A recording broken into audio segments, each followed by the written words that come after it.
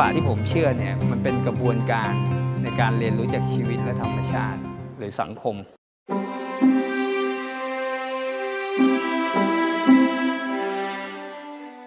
ซึ่งสิ่งเหล่านี้มันมีอยู่ในทุกศาสตร์ไม่ว่ามันจะอยู่ในศาสนาเศรษฐกิจการเมืองวิทยาศาสตร์คือทุกอย่างเนี่ยคือเป็นกระบวนการเรียนรู้ที่จะทำให้เราเข้าใจมันผมในฐานะศิลปินเนี่ยผมใช้ศิลปะในการเรียนรู้โปรเซสในการทำงานโปรเซสที่จะทำความเข้าใจชีวิตที่มีกับสังคมหรือสังคมที่มีผลกับผม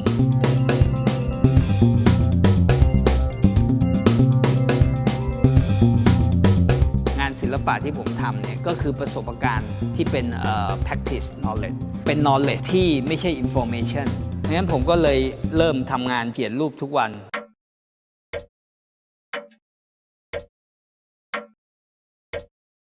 ยกตัวอย่างเช่นปี 90 ที่ผมทำชุดแรกก็คือ Time and Experience ผมสนใจเรื่องของเวลาแล้วเราจะเข้าถึงเวลาได้เนี่ยเพราะว่ามันมีประสบการณ์เข้ามาขั้น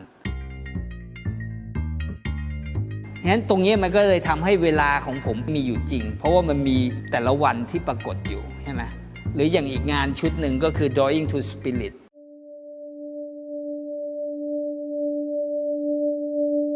ผมใช้เวลา2 ปี1,000 ชิ้นแล้วผมก็ดึงงานแต่ละชิ้นเนี่ยมาเผาทุก8 นาทีสำหรับผมเนี่ยมันก็เป็นโปรเซสในการเรียนรู้ว่าคุณค่าของการทำงานศิลปะเนี่ยมันอยู่ที่ตัวผลงานหรืออยู่ที่กระบวนการสร้าง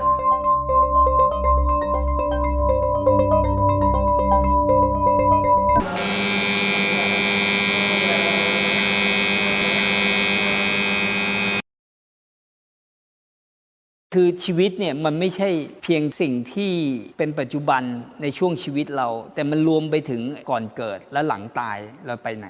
ผมว่าชีวิตเนี่ยมันเป็น energy เป็นพลังงานต่อเนื่อง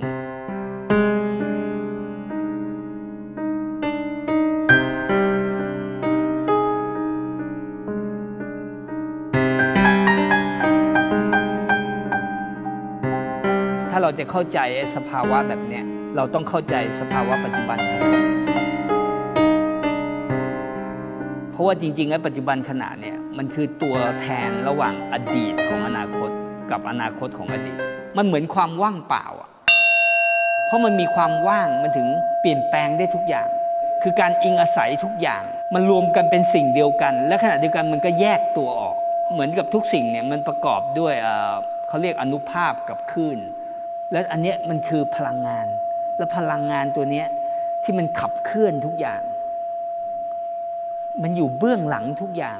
อยู่เบื้องหลังของฟอร์ม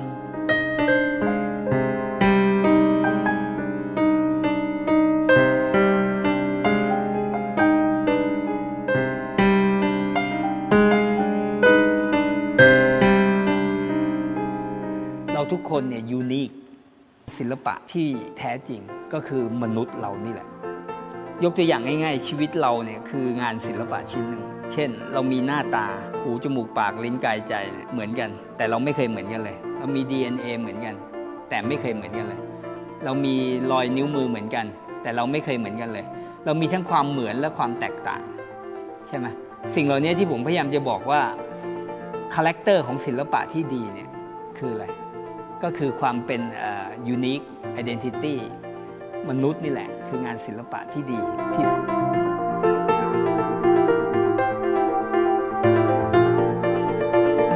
สิ่งเหล่านี้ที่มันปรากฏอยู่ในงานของ 31st Century 31st Century Museum of Contemporary Spirit ผมไม่ได้หมายถึงความเชื่อในเรื่องศาสนาเรื่องผีสางจิตวิญญาณแบบนั้นในความหมายของผมเนี่ยมันคือความรับผิดชอบต่อหน้าที่ในฐานะมนุษย์หรือในฐานะครูบาอาจารย์พระศิลปินหรือหมอตำรวจอะไรก็แล้วแต่สิ่งเหล่านี้ที่เราอาจจะใช้คำว่าจรรยาบรรณเช่นว่าคุณเป็นตำรวจก็คิดว่าเพราะคุณรักความยุติธรรมแต่ตอนนี้ไม่ใช่คุณเป็นตำรวจเพราะว่าคุณต้องการมีอำนาจหรืออาจจะร่ำรวยหรือว่าปัจจุบันเนี่ยการเป็นหมอคือเป็นคนที่มีรายได้สูงสุด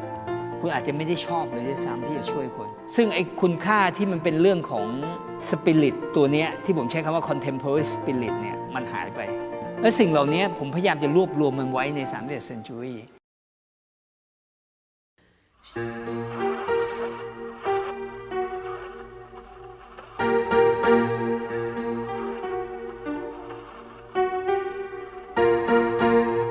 เรียกมันอีกอย่างหนึ่งว่า ready made culture คือมันเป็น culture เป็นพฤติกรรมตัวนี้มันมีอยู่แล้วในชีวิตประจำวันเรา ยกตัวอย่างตอนผมไปชิคาโกแล้วก็เจอผู้หญิง2 คนเขานั่งอยู่แล้วเขาก็เขียนป้ายจากกระดาษที่ห่อแฮมเบอร์เกอร์ว่า have a great night แล้วก็ชูให้กับผมแล้วผมก็อ่านผมก็งงเฮ้ยอยู่ๆมาบอกให้ผมมีความสุขในคืนวันนั้นอ่ะผมก็แปลกใจมากเลยแล้วผมก็ขึ้นไปเอากล้องแล้วก็ลงมาขอสัมภาษณ์เขาแล้วก็ไปถ่ายเขา What is it? It's a sign to make people happy. Yep. Yeah? Yeah. Why you do this? Because it's fun. Yeah? Yeah. มันไม่ได้เป็นอะไรที่ยิ่งใหญ่เลยนะแต่ผมว่ามีคุณค่ามากเลยอะเห็นถึงความเผื่อแผ่ความเอื้ออาทรกับคนอื่นสิ่งเล็กๆเหล่านี้มันซ่อนอยู่ในกิจกรรมแบบนี้เหมือนเชียงใหม่อะสมัยก่อนอะเกือบทุกบ้านนะจะมีน้ำตุ่มตั้งอยู่หน้าบ้านแล้วกินฟรีอะน้ำใจแบบนี้มันหายไปหมดมันไม่ใช่ความรู้นะตรงนี้แต่มันเป็นวิถีชีวิตวิถีชีวิตเนี่ยมันมากกว่าความรู้เพราะมันถูกใช้ออกมาเป็นมันเลยภาษามันหล่อหลอมให้เป็นหนึ่งเดียวกับคนอื่นอ่ะมันไม่มีความเป็นตัวตนของเขากับคนอื่นอยู่ผมเอาสิ่งที่มันมีอยู่ในคุณค่าของสิ่งที่มันเป็นวัฒนธรรมเป็นพฤติกรรมและทำไงให้พฤติกรรมเล็กๆที่เป็นหน่วยย่อยเนี่ยกลายเป็นวัฒนธรรมของสังคมซึ่งมันต่างจากงานศิลปะที่พยายามจะสร้างเอาวิถีชีวิตมาทำให้เป็นศิลปะยังไงก็เป็นศิลปะไม่เป็นวิถีชีวิต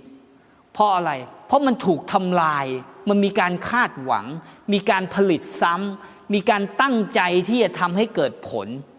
มันขาดความอินโนเซนต์มันขาดความซินเซียร์สำหรับผมเนี่ยมาถึงจุดนี้มันไม่จำเป็นต้องถูกเรียกว่าศิลปะหรือไม่ใช่ศิลปะประเด็นคือมันทำให้สังคมเนี่ยมี awareness ยังไงที่จะอยู่ร่วมกันอย่างมีสันติที่จะแบ่งปันกันที่ให้ความรู้สึกว่าคุณกับสังคมเป็นหนึ่งเดียวกัน